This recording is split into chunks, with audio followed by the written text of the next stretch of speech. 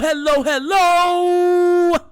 You're tuning into another episode of The Wunderkind Show. Today's topic, more Baltimore Raven excuses. What do you think I was going to talk about? Hey, yo, so hold on. So today, right, on this beautiful Sunday day, during like the evening, before evening time, right, I was sitting there praising my Lord, our Father, whose heart in heaven, hallowed be thy name.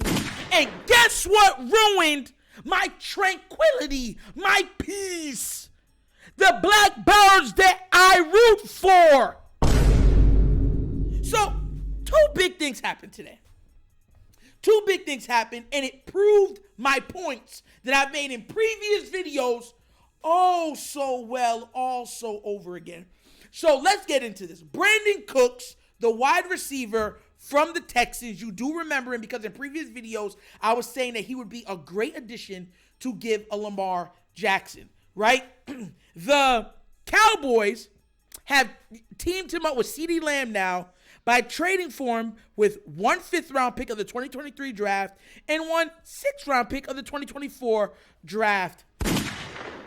My gosh. So we were not willing to come off of that draft capital to get him. I just want everyone to understand this. We were unwilling to get a player of Brandin Cooks' stature, right? Because we didn't want to deal with the picks. And then I heard Raven fans, coping. Because that's what Raven fans are doing right now. They're coping by just blaming Lamar. Everything's Lamar's fault until further notice, right? So they were saying, oh, you guys just want everybody. I don't want a Brandin Cooks. I want a D-Hop. I want a Mike Evans. If it's not those guys, you can keep them. Like Brandin Cooks wouldn't be our best offensive weapon. Just, I'm saying, not saying that Bateman can't be that, but he wouldn't be our best offensive weapon outside of Lamar Jackson. That's so crazy to say, right? But they were coping, saying that it was stupid to want him on the team because he had a cap hit of over $20 million. And then as soon as they opened their mouth up, yap their gums, right? Come to find out that the Texans ate over $7 million of his money. So it's like $12 million the hit is going to be for this season, and they could add on a void year or whatever else like that to stretch it out so it's even lower. So every other team can get additional weapons, regardless of their monetary situation, right? Every team could get weapons. Every team can stretch their dollars. Every team can put money back over to the future, except for the Baltimore Ravens. And the worst part about it is the Raven fans are not holding the Baltimore Ravens accountable. They're only holding one Raven accountable, and that's Lamar Jackson. And if you don't believe me, you can check. Crazy, right? So crazy. They were acting like Brandin Cooks is a scrub. Like, we don't want Brandin Cooks. Like, who's Brandin Cooks? Hey, yo, I'm going to show y'all something, right? Because a lot of times when people say stuff, it needs, you need a certain level of, stature to make people understand just what it is. So what I'm going to do is I'm going to go to Stat Muse real quick, right? And I'm going to read off to you his stats because he has 6 1,000-yard seasons. See, a lot of people don't know that. Regardless of who's been throwing him the ball, he goes ham all day long, no matter who it is. So check this out. I'm gonna show you what this is, right? Where's this stuff for Stat Muse, right? I'm gonna show you his stats, and it's like 6 1,000-yard season this man has, and they're saying that we're better than him. So check this out. Okay, look at this. All right, from 2014 is when he came in. He had 550 yards. Right after that, it was 1138, 1173, 182, 1204. He got hurt, which was 583 the next year. Then right after that, when he got healed back up, 1,150, and right after that, 1,037. And last year, he ended the year early. They pulled him because they didn't want to pay him the certain money. So it was 700 yards that he got last year. Look at the stats that he's put up. Think about the quarterbacks that are throwing in the ball outside of his 1 year in New England. The man's been a problem. You're going to think that we can't use him? Like, this is my problem with Raven fans. Look, Bateman, Cooks, and let's say a D-Hop or Evans would be absolutely lethal. And for anybody saying, well, OBJ, guess what? OBJ has been hurt more than he has. They're both the same height. He's a big play still at this juncture in his career. He's still a big play threat, and he's consistent. And that's not a shot at OBJ. I think OBJ is still a dog. But I'm just saying, if you miss out on OBJ, you're going to get Brandin Cooks. What is all this? We don't want him. We don't think we need him. And blah, blah, blah, blah, blah, blah. Well, so who's better? Prochet? Duvernay? My God, Tylan Wallace. This can't be my life, bro. It's like living a nightmare. It's like waking up from dreams and looking straight into a nightmare. But I said two things happened today. So something else that got me PO'd with the Ravens, right? So, and it had nothing to do with our team, but you understand where it would bother me, right? Because you know how I am. So I'm going to read this report from Ian Rappaport. Per St. Omni, Texans star left tackle Laremy Tunsil, you guys remember him, right?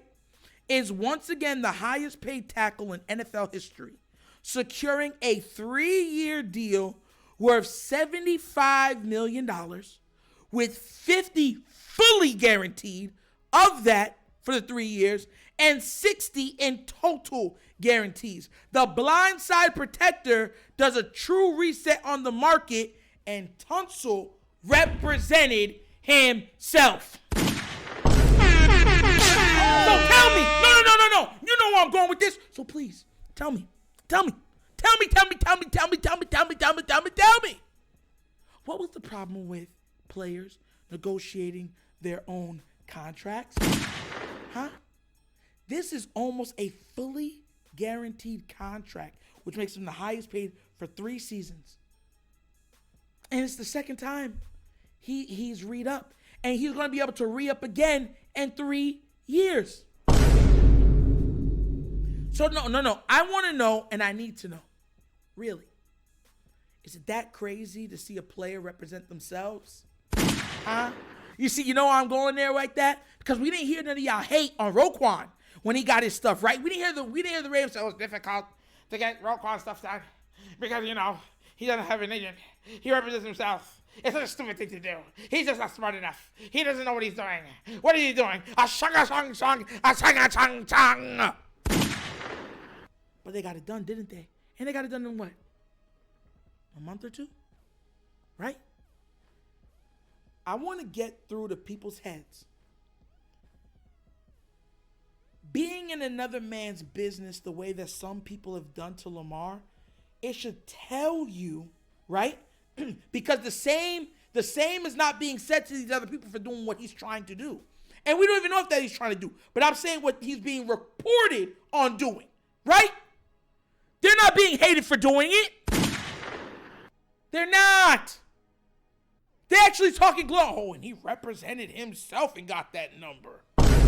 Roquan became the highest paid linebacker in NFL history, and he represented himself. Go, Roquan. Lamar's doing it. Oh, look at him. I hate him. Look at his braids. Oh, look at the way he talks. That should tell y'all that there is a machine behind that narrative with the Lamar Jackson. You see, and I always want to point this out too, because a lot of people don't know this, right? And it's funny how much people do not know this. Deshaun Watson was not the first quarterback to get a guaranteed contract. No.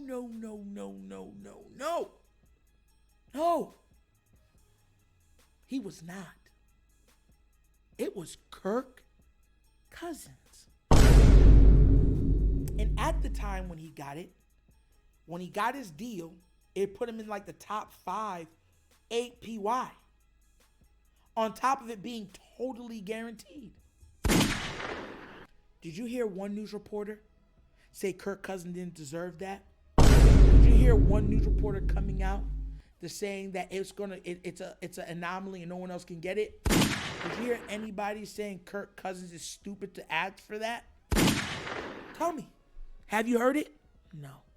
Because what's going on with Lamar in the background is a machine. This is why I've been saying Lamar might have to get his hands dirty a little bit, right?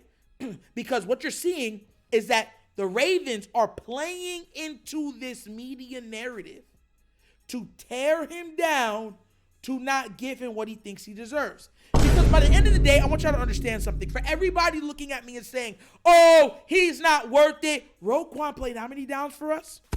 How many downs did he play for us?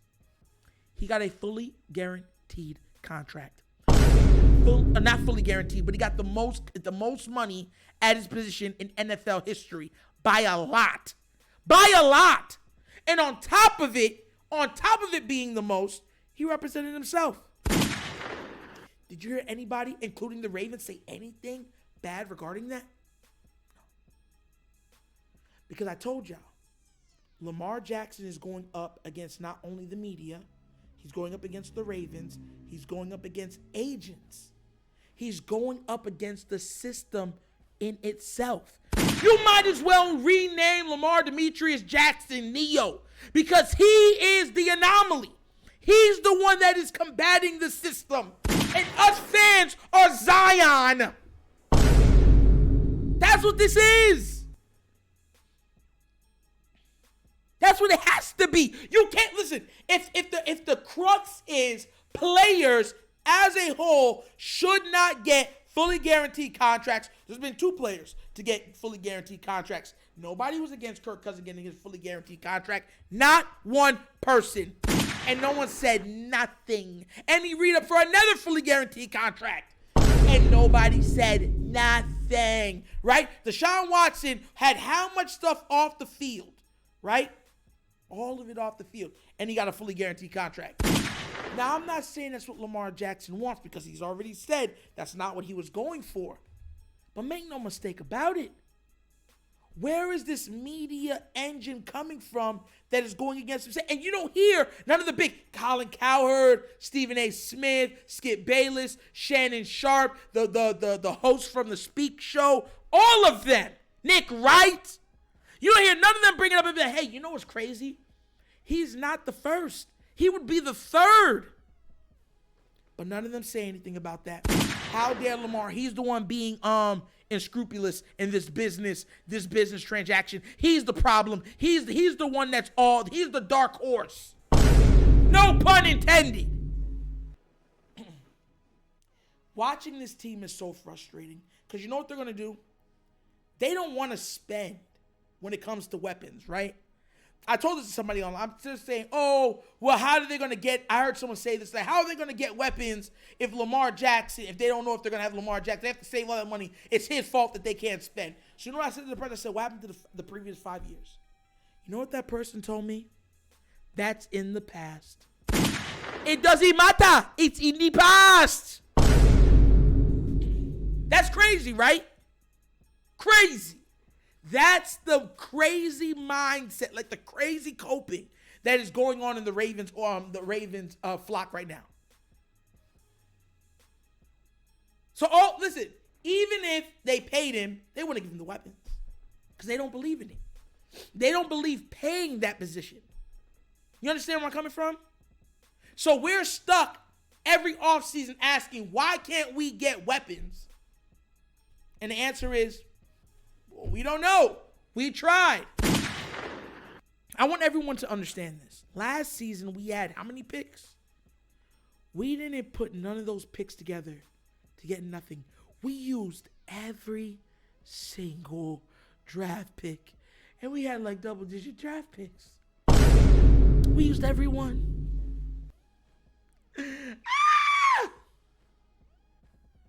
With holes on this team, and on top of it, we drafted hurt and injured players. This is why I'm trying to get through to everybody. Other teams, no matter bad, good teams, whatever, they're able to retain their talent. They're able to pay their talent, and they're able to pay their talent top dollar and with guaranteed money to back it up. The only team that seems to have this unmitigated hatred towards giving their players true monetary security is the Baltimore Ravens. And every single year, they give another excuse for it. Oh, it's we need the picks. Oh, this player's up, so we have to worry about this one player. Oh, Lamar needs to get paid, so we're saving everything to get him. Oh, he wants a fully guaranteed contract, so we have no space with our cap. Even though the cap went up. So if the cap didn't move, y'all be screwed. Right? But no one thinks of that. Nobody. Like, do you know how it hurt to watch? Hold on. I forgot to say this. And for everybody saying, oh, well, there's other wide receivers that we could get. The Panthers are planning on getting Adam Thielen and DJ Chark. And I know you know who I'm talking about with DJ Chark because I know you heard Ing Raven and other people saying that we could probably get him and he could be able to back up a Bateman, and then they would either be able to go into a draft or get another veteran wide receiver. Both those players are about to be off the market too. So who's left? Who's left? Every team didn't wait. The problem with the Ravens are they want to go bargain shopping. They want to go to the bargain bin. Dollar General. Family Dollar. Dollar Tree. And they think that they can get a top tier player in the bargain bin in those stores. Not even at the stores priced in Dollar Tree. They don't even want to pay $1. They want the parts, the little bin that says, 3 for $1. And expect to get quality talent that way. It is absolutely deplorable and sickening that what this team is doing. And let me tell you what makes it worse. Because God forbid Lamar Jackson says, you know what? I'm moving on. I'm moving forward. I'm telling y'all, mark my words. The team that takes him, pays him, is going to surround him with adequate talent. And because of that, they're going to win. And they're probably going to win multiple times. How are you going to feel as a Raven fan knowing that we had this defense that all of you speak so glowingly about? You had Mark Andrews. You have I don't really like the O-line, but you had a semi-decent O-line. You had Lamar Jackson. And you're watching him score, be on prime time, and win championships for another team. God forbid if it's the Colts. Jim Irsay would have stole the Colts from y'all and Lamar Jackson. Oh my God. I bet y'all wouldn't like that, would you? I bet you would hold the organization responsible then, right? Some people sometimes need bad things to happen till they wake up from their slumber. And I'm thinking that's what probably has to happen to a lot of Raven fans because they are so lost in the sauce that I don't think they see any other color than purple. Forget being colorblind, they're one blind. Like I said before. You ever heard that? Can I get a one dance? And I see in my head. No. It's, can I get one color? All it is purple. That's all they see. That's all they think. That's all they are. That's all they believe. And it's going to lead to this team's demise. And that's another episode of The Wunderkind Show. Yes, sir. Hey, listen, man. Thank you all for watching. You could be anywhere else in the world, but you hear it, me, you know I appreciate that. And I'm reminding everybody again, We are having the 200th episode very soon. I believe it's in 3 episodes. It's going to be the 200th episode, and we will be introducing a new host. Do not miss the crazy 200th episode coming to you from The Wunderkind Show. And I want to tell everybody, if you would like to donate to this channel, please do remember at the bottom of the screen is a QR code to a Cash App, right? And also the Cash App is located in the description. If you want to help this platform grow monetarily, that's where you can make your donations. So once again, this is The Wunderkind Show. This is your host, Nitro, signing off. And as always, you guys knows my slogan. Peace. And I am out of here. Yerp!